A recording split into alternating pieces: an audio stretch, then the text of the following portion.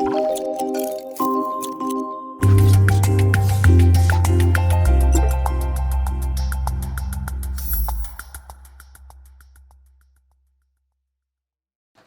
professeur Fischer, merci à nouveau d'accueillir la filière FAE2R, des maladies auto-immunes auto-inflammatoires rares. Vous êtes président du conseil d'orientation et la stratégie vaccinale et c'est à ce titre que nous venons vous voir à nouveau aujourd'hui parce que la filière et les patients ont de nombreuses questions, les professionnels de santé aussi ont de nombreuses questions. La première serait, beaucoup de patients de la filière FAE2R sont immunodéprimés et donc grâce à vos recommandations, dès le mois de février-mars 2021, ont pu recevoir une primo-vaccination de 3 doses, avec un rappel fait 6 mois plus tard, donc vers le mois de septembre. Nous sommes déjà à plus de 3 mois de ce rappel. Est-ce qu'il faut leur recommander de faire un nouveau rappel, c'est-à-dire une 5e dose? Alors bonjour, c'est une question à laquelle il n'est pas si simple de répondre parce que je pense que cette population de patients n'est pas homogène. Pour ceux qui sont les plus profondément immunodéprimés, qui par exemple ont nécessité 3 doses pour vraiment développer une réponse anticorps, pour cela, on peut penser qu'un rappel, en l'occurrence un deuxième rappel 3 mois ou plus après le premier rappel est indiqué. Et ensuite, il est probablement dans ces cas-là logique de suivre le taux d'anticorps. Pour les personnes quand même qui ont répondu après 2 doses, il y en a pas mal parmi les sujets immunodéprimés qui ont eu des traitements immunosuppresseurs moins sévères, moins long, on peut penser qu'il rentre dans le cadre général, qui finira aussi par être associé à une 4e dose, mais peut-être pas tout de suite, parce que pour l'instant, il n'y a pas de signe, c'est une bonne nouvelle, que les personnes qui ont eu un rappel en septembre, en octobre dernier, alors je parle hors immunodéprimés, ces personnes, on n'observe pas pour l'instant une baisse de la protection contre l'hospitalisation. Donc je pense qu'il faut presque évaluer les patients, je dirais, au cas par cas, ceux qui sont plutôt du côté immunosuppression profonde, difficulté à générer une première réponse et un premier niveau de protection, oui, et pour les autres, sans doute, on peut attendre. Donc ça revient à ce qui est une discussion singulière pour chacun de ces malades avec le médecin spécialiste. Beaucoup de nos patients correctement vaccinés, avec un schéma complet, feront un variant Omicron, alors ça veut dire que le vaccin ne marche pas? C'est non seulement vos patients, mais c'est toute la population. Non, ça ne veut pas dire que le vaccin ne marche pas, ça veut dire que l'Omicron, s'il existe et qu'il échappe partiellement à la réponse immunitaire, c'est ainsi qu'il a été sélectionné, mais c'est quand même un échappement partiel, non négligeable, avec une baisse de titres de neutralisation d'environ un facteur 1 sur 20, 1 sur 40 après la primo-vaccination. Ça remonte à peu près un quart de ce qu'on observe par rapport à la neutralisation du variant, enfin pas du variant, du virus initial, Wuhan. C'est à peu près comme pour le bêta d'ailleurs, incidemment. Donc c'est une réponse partielle qui protège avec la réponse T bien contre l'hospitalisation et contre la maladie grave, autrement dit, moins bien contre l'infection. Et c'est clair que, évidemment, a fortiori des sujets un peu immunodéprimés, on développe et vont développer l'infection par l'Omicron, parce que cette protection n'est pas complète. Néanmoins, après rappel, on a un risque de développer l'infection qui est à peu près 3 fois moindre. On est bien mieux protégé contre l'hospitalisation. Mais 3 fois moins, c'est encore beaucoup, compte tenu du niveau de circulation virale. Pour ces patients qui ont fait ce variant Omicron, sont-ils amenés à devoir faire un rappel 3 mois plus tard, tel que c'est recommandé actuellement pour les rappels après l'infection Omicron? Oui. Alors là, on est en train d'élaborer une recommandation, j'espère qu'elle sera suivie, qui est de distinguer 2 situations. La situation des personnes qui ont fait une infection moins de 3 mois après leur primo-vaccination. On peut considérer, ça se discute, mais enfin, on peut considérer que si elles n'ont pas atteint 3 mois après la primo-vaccination, que cette infection ne vaut pas rappel parce que le système immunitaire n'est pas une situation d'amplification et de diversification optimale. Donc on peut penser que pour ces personnes-là, il est raisonnable de prévoir un rappel des cours d'infection, par exemple 3 mois après. Pour les personnes, par contre, qui ont fait une infection plus de 3 mois après la primo-vaccination, là, je pense qu'on peut vraiment considérer que l'infection vaut rappel, et donc que ces personnes-là n'aient pas besoin aujourd'hui, sauf si elles sont profondément immunodéprimées, ça c'est évidemment une autre situation, mais si ce n'est pas le cas, on peut considérer que cette infection est l'équivalent au rappel, et donc il n'y a pas d'indication à de nouveaux rappels pour l'instant.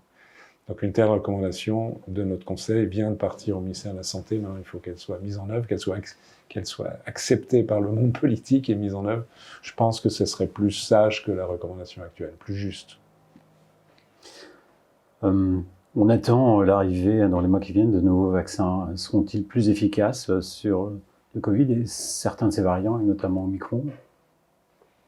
Alors, il y aura certainement dans les mois qui viennent, je ne sais pas exactement à quel moment il sera prêt en quantité suffisante, un vaccin ARN ou 2 vaccins ARN d'ailleurs, qui ciblent Omicron, c'est la spike de Omicron qui soit utilisée, ou des cocktails d'ailleurs, ce qui est aussi en préparation de plusieurs spikes pour essayer d'élargir le spectre de réponse. Alors, il n'y a aucune raison de penser que ce vaccin ne soit pas efficace contre Omicron. La question, c'est est-ce qu'on en aura besoin vraiment? Je ne sais pas aujourd'hui. On verra où on en est au printemps prochain. Logiquement, le pic, la vague actuelle extrêmement forte devrait régresser. On peut penser que début mars, on soit en situation à peu près contrôlée. Bon, il faudra ensuite aviser et discuter de rappels éventuels avec un tel vaccin. Je n'ai pas la réponse à la question aujourd'hui. Beaucoup de nos patients ont pu avoir une vaccination avec le vaccin Pfizer. On leur propose aujourd'hui un rappel avec le Moderna. Est-ce que ça pose problème? Oui, non, ça pose pas de problème. J'allais dire oui, parce que c'est une discussion que l'on entend indépendamment même des patients. Dans la population générale, il y a une petite crainte à l'égard du Moderna, une qui est une confusion totale, parce qu'il y a confusion entre AstraZeneca avec un A et Moderna. C'est-à-dire que, attention, Moderna, ça donne des risques d'accidents thromboemboliques, les rares accidents thromboemboliques qu'on a connus avec l'AstraZeneca. La réponse, c'est pas du tout. Le Moderna ne provoque aucun risque de complications de type thrombotique. Donc ça, c'est le premier point. Il y a le second point, qui est celui-là exact, c'est que le vaccin Moderna, tel qu'il était utilisé en primo-vaccination, est administré à une dose d'ARN de 100 microgrammes quand le Pfizer est de 30 microgrammes. Il est probable que cette différence, en gros, d'un facteur 3 a une double conséquence. La première, c'est que le vaccin Moderna est un peu plus efficace.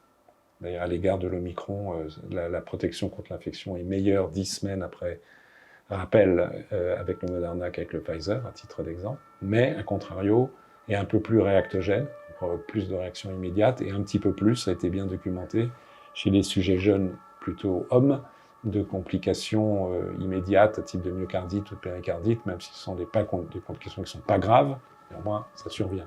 D'où la recommandation qui a été faite il y a quelque temps de préférer pour les moins de 30 ans l'utilisation du vaccin Pfizer plutôt que Moderna, dans la mesure où on a le choix. Mais on n'aurait pas le choix, on administrerait le Moderna sans souci, ce d'autant qu'aujourd'hui, pour les rappels, la dose de Moderna préconisée, c'est 50 microgrammes et pas 100 microgrammes. C'est pourquoi beaucoup font demi-dose pour les rappels. C'est la dose préconisée, c'est la demi-dose et la dose de rappel, parce que les gens de Moderna se sont aperçus que c'était largement suffisant, et les tests qu'ils ont faits le montrent, pour conférer une très bonne immunité et sans doute une réactogénicité un petit peu moindre. Donc pas d'inquiétude et utiliser le Moderna sans problème, et on peut même ajouter que les combinaisons, le fait d'avoir eu du Pfizer puis du Moderna, ou à contrario d'ailleurs, ça arrive, Moderna puis Pfizer ne pose aucun problème. Alors Omicron sera vraiment la dernière vague? Non. Non, il n'y a aucune raison que ça s'arrête, qu'il n'y ait pas d'autres variants. Par contre, donc c'est dit comme ça, c'est terrifiant, par contre, ce que l'on peut espérer, mais c'est pas sûr, c'est que Omicron soit la première étape d'une évolution du virus vers le fait qu'il soit évidemment toujours sélectionné par le fait qu'il est moins sensible à l'effet de la réponse immunitaire, éventuellement aussi qu'il ait des propriétés qui améliorent ses capacités de réplication virale. Mais pour acquérir, il a un prix à payer, le virus, pour acquérir ses propriétés maintenant. En tous les cas, c'est le cas d'Omicron, c'est qu'il est moins agressif. Il est moins agressif parce que probablement, cet Omicron, on n'en est pas certain, mais c'est vraiment l'hypothèse la plus probable, il a émergé par accumulation de mutations chez un individu immunodéprimé. Et ça a pris du temps. Et pour que cela se produise, que le temps se passe, et que ce virus évolue, ça implique que le virus ne tue pas le malade. On peut dire les choses un peu crûment, même un malade immunodéprimé. Donc ça veut dire qu'il est moins virulent. Donc c'est un prix à payer du virus d'une certaine façon. Donc si on fait l'hypothèse, on est dans les hypothèses, il faut être prudent, il y aura de nouveaux variants. On ne voit pas pourquoi ça s'arrête. Mais on peut espérer que les nouveaux variants De deux choses l'une, s'il devait être proche d'un des variants connus, il ne va pas émerger parce que la réponse immunitaire va rester excellente. Donc pour qu'il émerge, il faut qu'il ait une capacité d'échappement à la réponse immune assez significative par rapport à tous les existants, alpha, bêta, delta, epsilon, enfin omicron. Et c'est possible, mais ça implique à nouveau d'accumuler un paquet de mutations, donc de prendre du temps et donc sans doute d'être moins agressif. Ça, c'est un processus connu de l'évolution de virus infectieux, pathogènes. Donc c'est une hypothèse plutôt optimiste, mais il faut quand même être prudent. On n'est pas certain non plus de cela. J'aime terminer sur une hypothèse optimiste. Merci beaucoup, professeur Fischer. Je vous en prie.